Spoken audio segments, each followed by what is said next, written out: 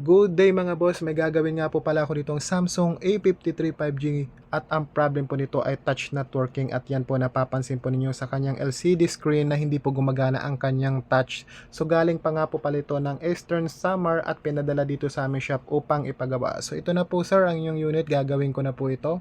So yan po sa screen, hindi po siya gumagana. Ang solution po nito ay via hardware po, kaya wag nyo na po i-program ito dahil sayang ang files yung mabubura po. So dahil hardware ito, buksan na po natin ito at tanggalin natin ang board at syempre i-troubleshoot na natin.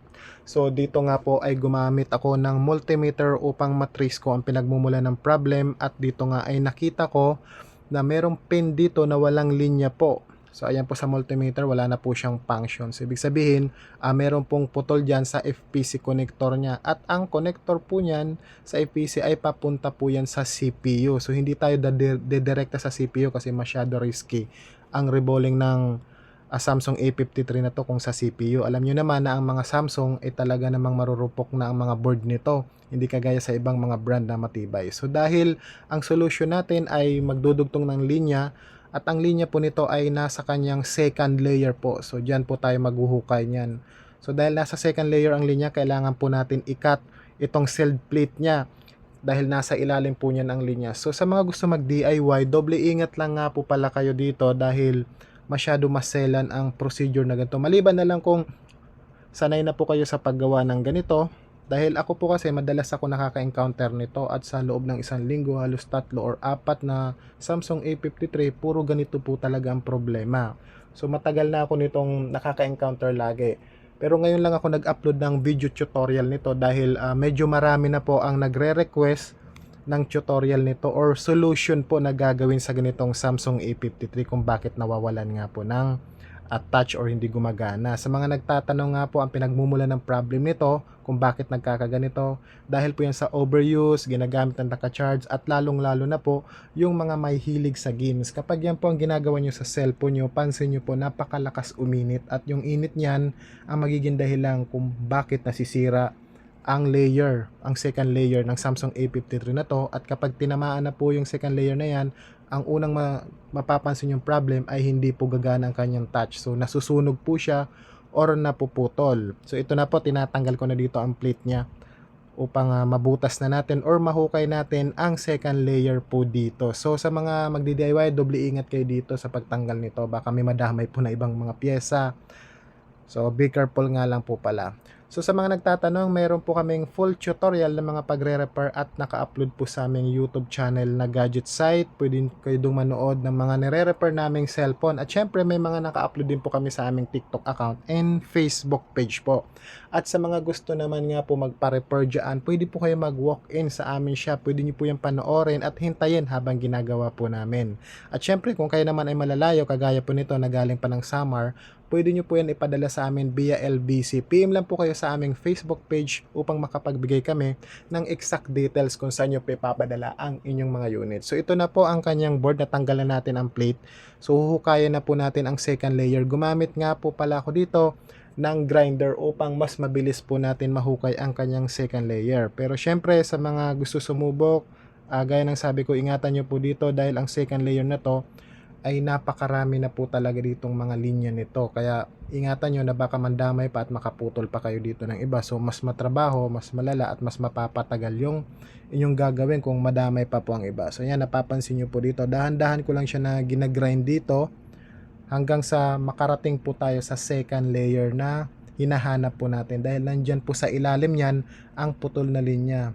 Subuti na lang dito sa area na to ay wala masyadong pyesa na nakalagay, no? Lahat sila ay nasa gilid lang kaya mas mapapadali ang pagre-repair natin. At syempre itong linya nga po pala na hinuhukay natin, ito po ay direkta na po ito sa CPU. Napakalapit na po ng CPU dyan. So pwede kayo magdirekta, pwede talaga kayo mag-jumper mula dun sa CPU papunta sa FPC. Kaso nga lang talagang marupok talagang board nito at pwede pang mamatay itong unit na to. So yun lang ang napapansin ko dito sa Samsung A53 na to. Kapag CPU rebolling, napakaliit ng chance na mabuhay. So marami naman po akong na-rebol na CPU nito na Samsung A53. Yun nga lang, naka-encounter din kami dito. Talagang napapansin namin na marupok talaga ang board niya. Kaya mas maliit ang success rate ng pagre-rebolling ng CPU dito sa Samsung A53 na to. Hindi po kagaya doon sa Samsung A52 at saka Samsung A72 na medyo mas matitibay po ang board nun at saka CPU, kaya mas malaki ang chances. Pero yun nga, kapag Samsung talaga ang board, talagang mahina po talaga yan.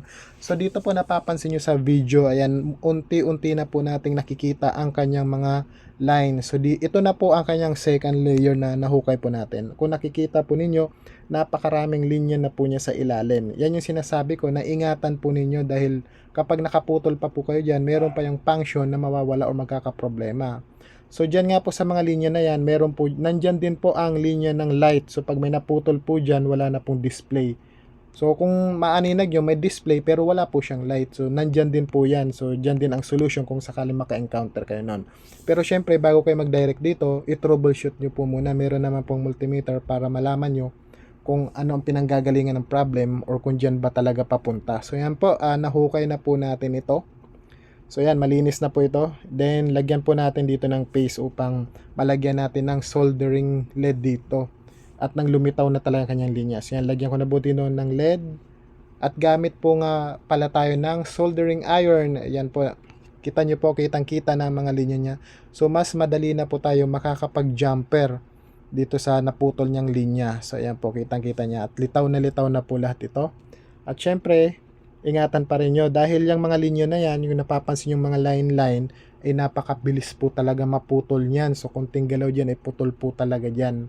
So after natin mapalitaw yan, yung mga linya na yan, dahil kitang-kita na natin ng malinaw, dito na po tayo mag-a-apply ng kanyang jumper wire. So yan na po, ihihinang ko na dito or ikakabit ko ng kanyang jumper wire upang maidugtong na po natin ang putol na linya dito. So isa lang naman po ang na-trace ko na walang linya or walang contact dun sa kanyang FPC after ko ma-check gamit ang multimeters. Kaya isa lang din po ang ating i-jumper po dito. So nga po pala, kapag nahukay nyo na nga po pala ito at lumitaw na mga linya, mag-check po ulit kayo gamit ang multimeter kung nasaan po ang linyang i-jumper po ninyo. So madali nyo na lang po yan makikita, lalo na kung nakalabas na itong mga linya. So ayan po, na-jumper ko na ito. After natin ma-jumper, kailangan nyo po ulit i-cleaning yan. Dahil kapag na-cleaning nyo na po yan, kailangan po natin yan i-sealed ulit para safety talagang ating pagkaka-jumper. So ayan, kung pansin nyo, pagkatapos ko siya ma-jumper, nililinisan ko pa rin po siya ng maayos para matanggal po yung face, yung flux na nilagay po natin kanina, dahil malagkit po yun, mahirap patuyuin ang sealed na ilalagay natin kapag na may nakalagay pa po dito na flux. So ayan, linisin natin ng mabuti gamit ang ating liquid cleaner. So ayan po, malinis na po, napapansin nyo, lagyan na po natin dito ng sealed itong UV na to. So ayan po, ikalat po natin ito at lahat ng linya ay lagyan po natin dito ng sealed. After natin maikalat dito at maayos ang pagkakalagay ng sealed, patuyo na po natin ito gamit ang kanyang UV light para tumigas na po ito. Kapag tumigas na yan, safety na po dito ang ating G-numper at hindi na po ito ulit matutunaw or mapuputol or masusunog. Pero syempre, ingat pa rin dahil nga sa sobrang init kaya napuputol. At yan, dahil tapos na, ikabit na po natin sa kanyang LCD frame upang matesting na po natin kung working ba ang ating pagja-jumper or paglalagay ng jumper wire sa kanyang second layer at kung magta-touch na po ito. I-try na po natin i-power on. Wala nga po itong power button, kaya dito sinungkit ko na lang ng tweezer. So yan, nag-on na po siya. Nagpakita na ang kanyang Samsung logo. So wala namang ibang na damage yan, no? May light pa rin at dito natin sa normal at yan po, check na natin, nagta-touch na po siya. So ibig sabihin, working condition po ang pagdugtong natin on or pag-repair natin ang putol na linya. So yan, testing natin, working naman po lahat. So ayan, so ito ang kanyang model, no, Samsung A53, common issue na po talaga ito. And again mga ma'am and sir, Samsung A53 touch not working problem, repair successfully via jumper wire at the second layer. So yun lang po mga ma'am and sir, sa mga magpaparepair po dyan, direct PM lang po kayo or message lang po kayo sa aming Facebook page upang makapagbigay kami ng exact details. Thank you and good day!